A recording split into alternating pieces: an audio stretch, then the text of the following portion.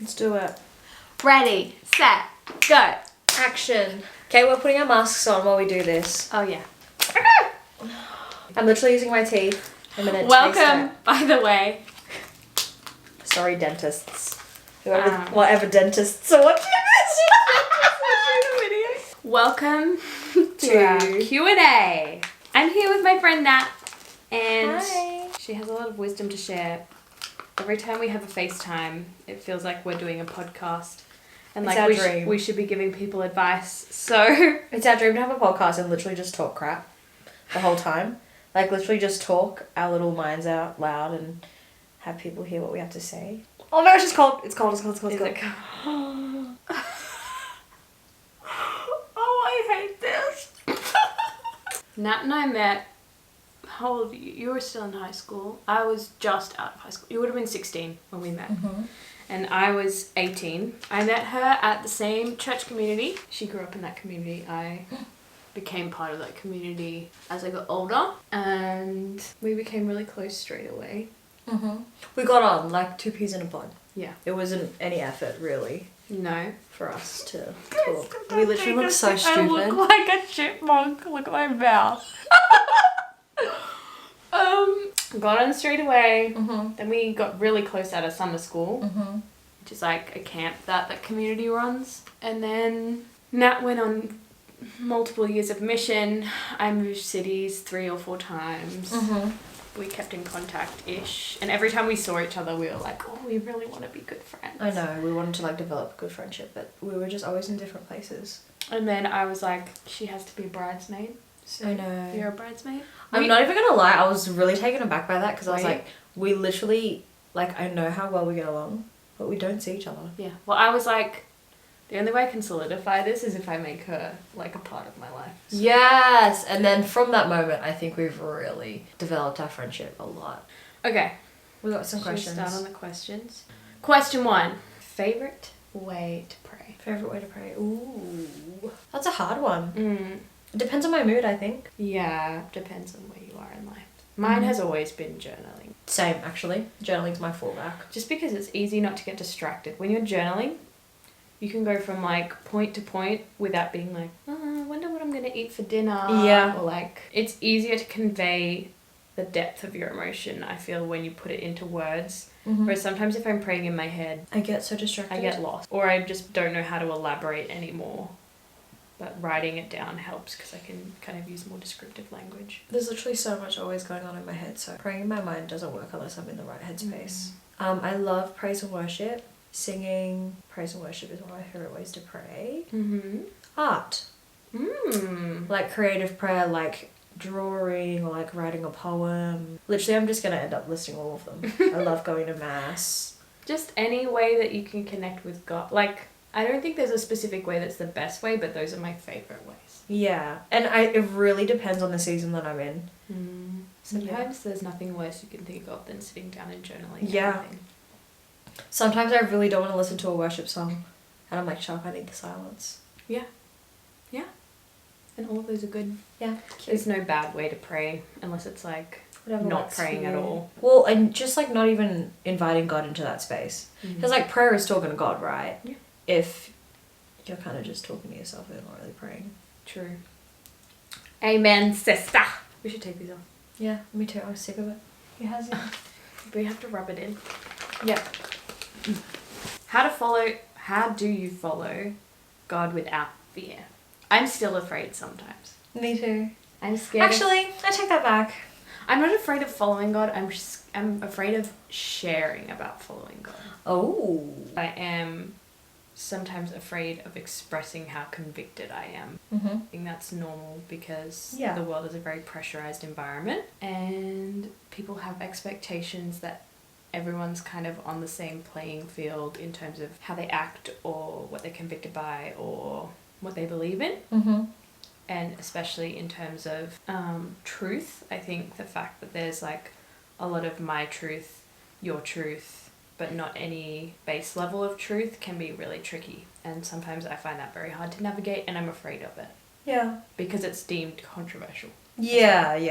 We were talking about this the other day, actually. But yeah, I don't fear following God because I know that He has my best interest at heart. And so whatever he's calling me to, it's going to be the best option. But again, it's scary to live that out because the world's like, ew, you believe in God, or like, ew, why would you do that? Because God's call for us isn't always like logistically sensible, if that makes sense. Like, it doesn't always make sense to our minds, but at the end of the day, like, it's bound to be the best. Yeah. So tips for following God without fear: to surrender, to know his character, and the more you pray and the more you like study the Bible and stuff, the more you'll understand his character, and the more deeply safe you'll feel with him, and the less fear you'll feel. That's what I would say. Good summary. Thanks. Cute. Oh, I need to check the next one.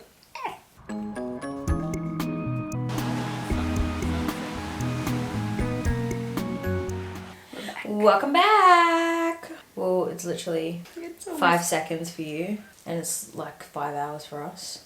But the sunset was beautiful, as you saw. Will they see? Yeah, I'll just put a few little clips. Okay, where were we up to? Okay. How to cultivate good sisterhood. Ooh. This is the one where you were like, this is going to make our battery die. Yeah. And it died. Intentionality. Yep. Is a big one. So making choices with purpose. We were actually talking the other day about this as well, like knowing someone's love languages. Love languages can either be like a huge vice in a relationship or a huge, what's the other word? Don't know. Helpful thing. Because you can kind of know about love languages and be like feeling unfulfilled and feeling like someone's failing at loving you. Because you're like, I should only be loved in this certain way. Because this is how I receive it best, which I've experienced before, kind of being like, hello, this is how I receive love, and you know it, why are you giving it to me the other way? Or it can be like, I know this would make you feel very special because I know about this thing about you. So I would say loving with intention and making decisions about how to actively love someone with purpose. I think being intentional with going deeper as well, and like being vulnerable with each other. It's hard in any relationship, let alone sisterhood, because as well, like, for some reason between women we're so competitive. And just like, hey, being vulnerable and going, hey, I'm kind of struggling and I need you to pray for me with this or something, like showing vulnerability. And if you can have an environment of trust, that's really important, because I feel like if you can't talk openly about going off the rails and have someone like pull you into line as well, even though that's an uncomfortable thing. Like, accountability is a really hard thing, and I think it's important to note that accountability only works if there's trust within both parties, if both parties have like agreed that they're open to accountability from each other. Because if you just start giving accountability to anyone and anyone that's your friend, it might not end well. That might hurt them. You might not end up with friends. You need to make sure that they're up for that. You're loving in the way that you offer accountability. And you need to make sure that your friendship is deep enough and that there's enough trust that even though accountability does hurt when someone calls you out and calls you on, that you're in a place with them that you trust that what they're saying is true, and that you trust that they see something in you that maybe you're not willing to look at, or that you're not willing to, or maybe you don't even know is there, you know. Anything else?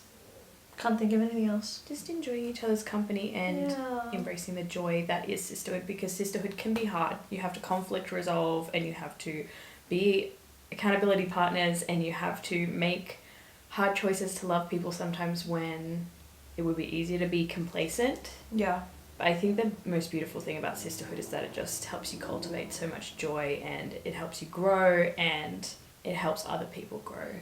And it gets you in touch with like your femininity and your womanhood as well, because you can share so much as girls, like, compared to sharing with a guy. So true. Advice for the first few months of dating. Open-minded. Just be open-minded. Yeah. I think we're told as Christians that there are like, or Catholics, that there are so many boxes we have to tick before you can even go on one first date, which makes it so intimidating, puts so much pressure, makes you feel like you have to know whether you're going to marry the person like from the moment you meet them. And to be honest, that doesn't help with preparing your heart for a relationship, let alone, like, and not just for a relationship in terms of loving another person, but for a relationship in terms of self-development, because you're so busy, like, trying to not walk on eggshells that you miss making sure that you're ready, and you miss making sure that you're developed enough to love another person. And I think those are all the key things you should be ticking off, not someone else's boxes. Yeah. Though that, like, that's not to say that you shouldn't have non-negotiables. Yeah, of course. I think a few non-negotiables are important, but I think I said open before. I lost my train of thought. I lost it. It's gone in my brain forever. You were talking about being prepared. In the first few months of dating. You said it before I said anything, so I probably changed it. Sorry. No, it's fine. It'll come back. I know it will. Oh, just like being free-spirited in it. Like being present and just, you know, say yes to the date if you want to go on a date with this person. Say yes to another one if you do. If you don't, if you're not vibing it after the first date, just be real with them. Communication. Yeah. Like if after the first date one of you want to go on another one and the other one doesn't, don't go because you feel like you have to. Like I think that's such an injustice to both of you, really. But I think being present and taking it date by date, step by step, as well as like reflecting on what could become of this relationship. Yeah, and I think being honest with yourself as well. Yeah. There have been times in the past where I would date someone and I would notice things that, to be honest, I didn't want in a future. And I think keeping your future in mind, it wasn't even like, oh, they've done this terrible thing, but it was just like, there's something in my spirit that is unpeaceful about this, and there's a little bit of unrest. And I think there were times that I ignored that, and I ignored like the prompting within me, or the prompting of God even. And I was like, no, I really want to be with this person because it makes me feel good, or because I really like them, or this part of them. But I think that can be really harmful when it does start to get serious. So the first few months, while you're having fun, make sure you're also just like checking in on yourself, and not just checking in on your feelings about like, how does this make me feel? Because let's be real, dating anyone at the beginning it's so much feels fun. like heaven. Yeah. Whether they're the person for you forever or not. But I think just checking in and also inviting God into the picture is a huge one. Like if any part of you doesn't want to ask God about whether this is good or where this is going, I would say that's like a serious indicator that you just need to pause and reflect rather than keep moving forward. Yeah. You might keep moving forward after you've paused and reflected and had time to pray and discern with God. But I think if you're like, oh, I don't want to ask God about this, you need to ask yourself why. Yeah. And then maybe you'll talk about it with God and you'll be like, actually, that was me freaking out. Or maybe you'll talk with God and be like, oh, the Holy Spirit is leading me away from this. And I think either of those options are okay.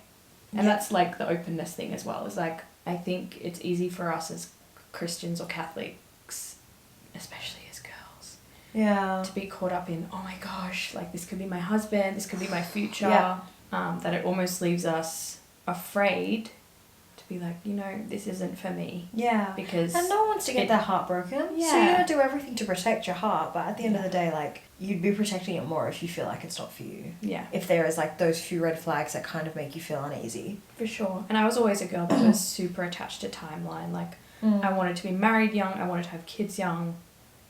I still was married fairly young, but I haven't had kids yet. And that's something that I'm working on, is just like thinking about timeline and expectations. And I think realistically it would have been better for me to prepare myself for not having the timeline prior rather than post. Yeah. So that's our tips for dating. Have fun. Dating is really fun. Don't be scared of it. I really miss the first few months of dating. Yeah, it's really nice. It is nice. Getting to know someone and all the butterflies. It's really special. Don't be scared of it just because people make it a very serious thing. And it is a serious thing the further you go in, but don't be scared. Like your first, 2, 3? Girl, you can run away after the third, it's fine. If you need to. If that's where your spirit's calling you. How do we sustain long distance friendship? Ooh. Nat does this really We don't. Sometimes What do I we do? What do I do? I was going to say, you do this really nice thing where you like FaceTime me out of the blue. Oh, yeah. It makes me feel special because you're thinking of me and we don't have to like schedule it in. Though I do think scheduling stuff in is like crucial for long distance friendships because let's be real, when you're an adult, your life gets busy. You have no time for people. You have zero time. You have to make time. And we've got a bit of a time difference as well, so it's important that we actually do schedule it in. We should probably schedule it in more, but we text fairly often. Yeah. My thing would be, don't think like, oh, should I text or I wish they would text. You just do it. Just as soon as you think of the person, text them. Mm. If you think of something they'd like, if you see something they'd like, don't be like, oh, is that weird if I share that? Just share it. Yeah, especially if you want to develop and grow that friendship. Because it makes me feel special when people message me when they're just out of the blue, when they're thinking of me, or when they let me know they're thinking of me. Without just prompting. So keep in contact. Yeah. Really. Yeah. And plan trips to visit each other. And obviously, if you're not financially able to do that, that's hard. We'll just have FaceTime, but yeah. And I like it. Sometimes she sends me Bible verses if she's praying for me, which is really nice. Yeah. Which is really nice. Sometimes we send each other voice memos. Like if something bad is happening, we'll like send like 10 voice memos at once. Yeah. And I think that's something nice because then you get to hear their voice and you get to like hear their intonation and it feels almost like you're talking in real life. I know. Yeah. It's really helpful that she does these YouTube videos because I like get my weekly Mickey fix and then I don't end up texting you or something because I'm just like, you've already talked to me for like 20 minutes. You can text me anyway, that's okay. And not making assumptions about it. It's easy to make the assumption like, oh, they don't have time for me, they're forgetting about me, our friendship is dwindling. Yeah. Like, are we even connected? Was our history more important to me than it was to them? Yeah, like overthinking it. Those questions are like lies from the devil. So yeah, just tell them that you're thinking of them and it'll make them feel special and they'll want to talk to you. And if they don't have time, it's not because they don't care about you, it's because you're busy. Adulthood is hard and you just have to check yourself and make sure you have patience and not make assumptions as well. How much better was it when we were in high school and we didn't have to organise to see our friends? What do you feel like God is teaching you at the moment? My worth. Oh, that's nice. Yeah. I need some of that. Yeah, and who I am. A month or so. I'm like, oh God, maybe I should start asking you more about this because I'm teaching myself about it. It's not super true. Yeah, you know? Exactly. That's nice. It's really nice. When I remember to ask him, it's really nice to hear how he feels about me and how he made me to be. It's actually something I've noticed about you this time is you seem a lot more like... self-assured? Yeah, and like glowy from within. Like you're like, ooh. I love that for me. My heart is being transformed. That's growth. Well, it is. Well, and I have to work really hard at that. Yeah. It's not easy. Yeah. Well, you're a co-worker with Christ, right? Yeah. Like, you can't expect him to fix everything and you to do nothing. Yeah. And you can't expect you to do everything because then you're like working out of your will rather than his. So it's just like... hard balance, but yeah. Co-workers with Christ. Buddies. The Lord is teaching me... The Lord is teaching me how to keep running even when I'm tired. Which sounds unhealthy from a world point of view because they're like self-care, like... And obviously these things are important, but I think there's a real gift in being a spiritual martyr for Christ. And for being like, you know what, I am tired, but I'm doing a good work through this. And obviously it takes discernment to figure out whether you are just doing something that you're not called to do or whether you're working hard at something and it's hard and you've got fortitude and you're not giving up. And I feel like God is just teaching me that he sustains me, I don't sustain me. So even if I'm physically tired, if I'm spiritually fit and I'm doing a work that he's calling me to, you're fine. I've got it. You know, yeah. Yeah. You'll be able to push through. That's me. And that kind of flows into this, which is how do you make good habits in your life even when you don't feel like it? Just do it. Yeah. It sounds so simple. It sounds so Nike. It does. But just do it. If you keep telling yourself you want to be this woman or this person and then you do nothing to grow towards becoming that person, but you just keep imagining what your life will be like when you magically arrive at that destination, it's not going to happen. And that's not because God isn't good, and it's not because you don't deserve that future, and it's not because God doesn't know it's not going to be hard work, is that correct English, or anything. It's not because you're a failure. It's just because, like we're talking about co-workers with Christ, if you dream in the back of your head about the life you have when you read the Bible every day, or when you're in close proximity with God, or when you are enriched by, paying attention at church, or when you have strong faith-filled friendships. Those are beautiful dreams, but if you do nothing about it, then they're just going to stay dreams. And is that what you really want? That's not God's lacking of providence, because the opportunity may be there. Yeah. And maybe you're blind to it, or maybe you're not grabbing a hold of it. And there have been times in my life where I've really lamented and been in prayer, been like, God, why aren't you giving me this? This is the woman of Christ I want to be. If I was in this position, I'd be pursuing you with my whole heart. And then I reached this point where I was like, why do I have to pursue God's heart when I'm like that? Why can't I start now? And so at the beginning of the year, I started making videos because I felt like I've been called to that since I was 16, because I felt like that was a way I could glorify God with sharing my heart and my life, and a way I could be close to my friends and family who were far away, which is something I wished I could do, but I wasn't doing anything about it. And so true. I really wished that I was the girl who would read the Bible every day, so I started reading the Bible every day. I set a reminder on my phone. Yeah. There have been a few weeks this year that I've missed when I've been sick, or I've been away, or I've been working on retreats and there's just no time in the day. Well, that's actually a lie. When I haven't made time in the day. But I feel like taking action has been something I've really been practicing this year. And all of a sudden, this woman of God that I've been hoping I would become, I'm becoming, because I'm rooted in scripture, because I'm actually just doing it, even if I don't feel motivated. Because I'm like, it's really hard to start off. I'm not going to become that person if I don't try. Yeah. That's kind of my inspiration. And it's not that makes you any more lovable to God or to other people. But it just inspires action in your heart and creation of faith. Yeah.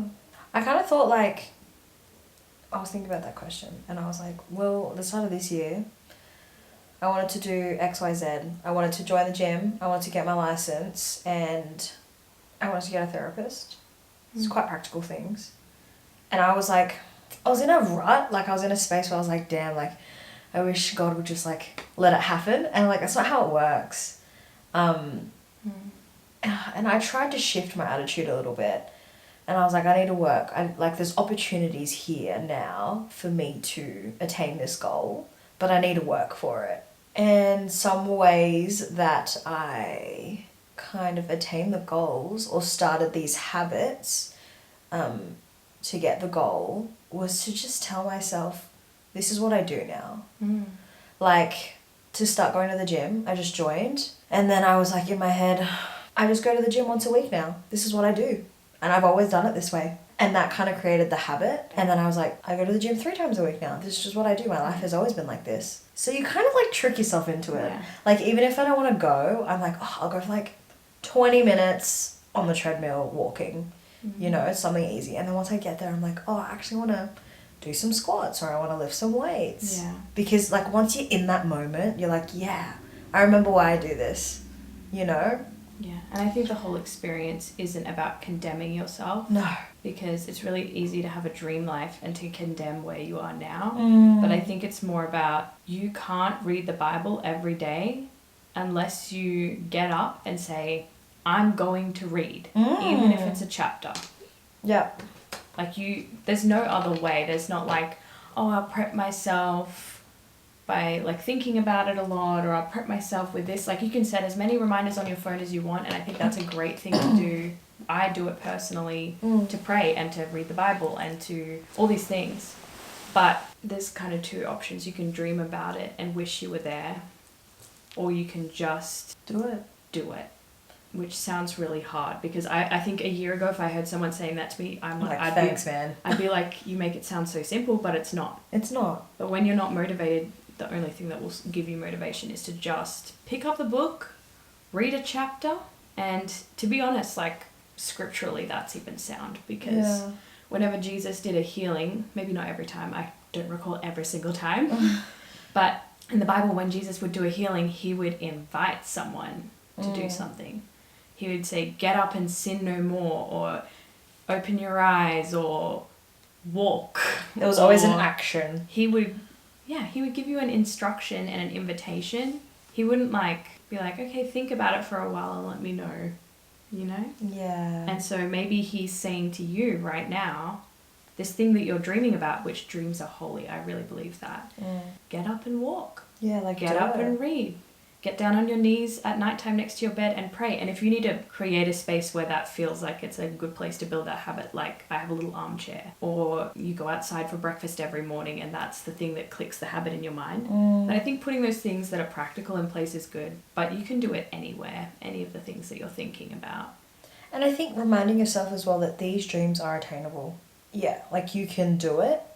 And when you've, let's say you've made the habit, when you can't do it or when you feel unmotivated to do it, grab a key memory of the fruits of whatever that habit is and hold on to it. If you really don't think you can do it with a friend. Yeah, I go to the gym with friends because I didn't want to do it alone. Yeah. And I would never do it alone. And you know what, even the first times I prayed with community. The first times that I worshipped, now I worship lead, but the first times that I worshipped, it was with community. The first times I heard scripture, it was with a community. The first time I shared my testimony, it was with community. It wasn't just reflecting on my own story and inspiring myself, you know?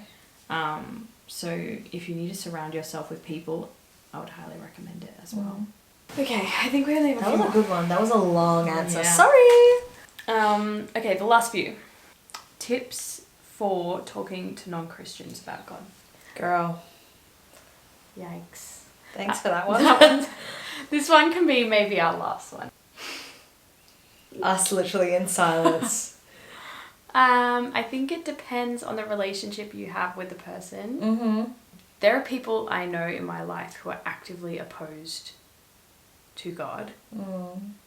And I think the best thing I can do with them is to live my life wholeheartedly chasing after him and to share the fruits of that with them. And not to be like, God did this, God did that, because maybe those people in my life who are actively opposed to God would feel like I was shoving something down their throat, and that's not what I would want, because that would alienate them. But the fruits of my labor with the Lord might be that I'm really patient, or it might be that I forgive them over and over again. You know, in the Bible it says 70 times 7. Maybe me forgiving them that, what's 70 times 7? 49? 70 times 7. Oh, 700. Yeah. So maybe me that was so stupid. Maybe me forgiving them that 700th time might... That 49 times! That's not a lot of times. Might be something that transforms their heart. If I forgive them that 700th time, maybe that's what transforms their lives. Yeah. Maybe that's what makes them open to Jesus. And to be honest, it's not my responsibility to change them. It's my responsibility to love them. And it's God's responsibility to introduce himself over and over again. And if I can be a vessel of that introduction, gladly. Well said. But, yeah. With strangers, I'm very open about my faith. I'm just like, yeah, I'm Catholic, I'm Christian, I believe in the Lord. Changed my life. Yeah. I've seen amazing fruits of it. I've been healed. I've been restored.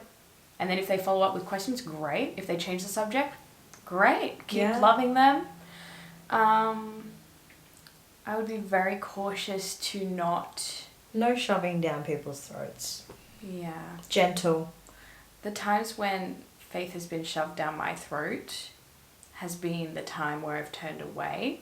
And whether the Lord decides to whack me in the face with his presence or to whisper his presence to me, that's different.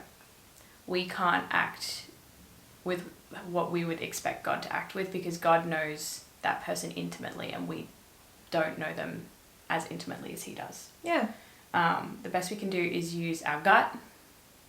If someone seems interested or intrigued or has questions, to answer as openly and with as much love as possible, but never, never, never to suffocate someone with it, because you never know what they're going through. Yeah. And or what they have gone through. You never, like, if you suffocate them with God, they're not going to want to breathe in his presence. We need to trust in God's timing, pretty much. It's hard though. I find it really hard to talk about God with non-Christians, especially in the world we live in. I think for me, the way that I do it is that I make it explicit that I believe in God and I believe in loving everyone around me. And I live my life authentically by those standards. Yeah. And if they make the connection in their head that I can love them and believe in God, I think it's a success to me. Obviously, we'll do our part as much as we can, and I think I'll still learn in knowing how to share God's love and his gospel a little more over the years as I grow up. Yeah. But I think knowing as well that, like, God wants their salvation so much more than we do. Yeah. Yeah. Okay. That's one thing I was going to say. Easy way, talk about it, is just to invite them to things. Like, just to be open. Because I think as well, giving them the opportunity to say yes or no is quite... what's the word I'm looking for? Liberating for them. Because I think if you're trying to talk to God, if you're trying to, like, introduce them to God, it's so easy, like, I'm going to church, or you want to come? Like, it's not a big deal. Yeah, and you don't have to make it a huge deal. You don't have to be like, it's so this chill. happens at church, let me try and convince you. Yeah, because God does that. God does the convincing. You do the whole, want to come to church with me? And then we get a coffee afterwards? That's what I actually do a lot. Yeah. And some people say no, or like, I'll meet you at the coffee. Or if someone's going through something, to genuinely be like, do you want me to pray for you? I'll pray for you. Yeah. And you don't say it in the way that everyone says it, where it's like, I'll pray for you, but you're not actually going to pray. Yeah. Like, I've done that in the past. Don't we all every now and then? But just be like actively pull out a list, add them to the list. Be like, oh, I'll add this need to my prayer list right now. And tell them, I'll actually pray for you. Like, make them know that you're actually going to do it without going on and on. Yeah. Just being authentic in who you are. Or, final thing I'll add. We love talking about this. I think just witness. Without droning, without taking half an hour like I just did to talk. You can, maybe you're telling a life story and they'll be like, how did you get through that? And you'll be like, God. My faith. Or Jesus led me through it. Or maybe you'll talk about something that happened and they'll be like, oh wow, like you would have, I don't know, like you must be so damaged from that. And you can be like, actually, I'm okay. The love of the Lord was what healed me, and I had a friend who prayed over me, and from that moment on I was able to cope. Yeah. You know, I think you don't have to make it a huge deal, but you can include Jesus in the picture in a simplistic way that doesn't require people doesn't require them to head into a massive theological discussion. It just says, God's here for me. He's my friend. He's my friend, though. He's made me better. He's made me nicer. He helps me. He's made me, cute. Who I am. Love it. He's pretty cool. Yeah. He does some good solids. Okay. Thanks for watching this whole very, very long video. Have fun editing. I'm going to have to cut so much out. Literally. But, yeah.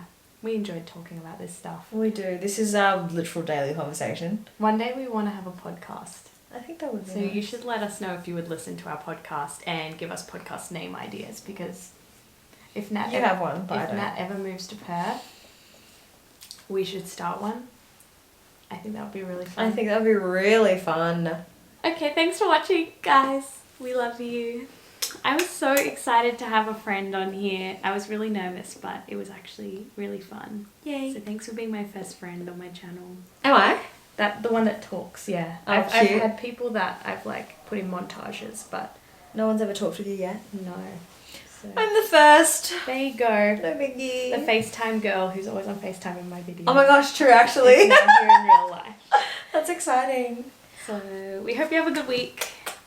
Please comment down below, give us a like, because that really helps share us around with other people, and maybe you liking it will even change someone's day and make them feel happier by seeing something that we share. And subscribe, because I want to be friends with you. Thank you so much. Goodbye.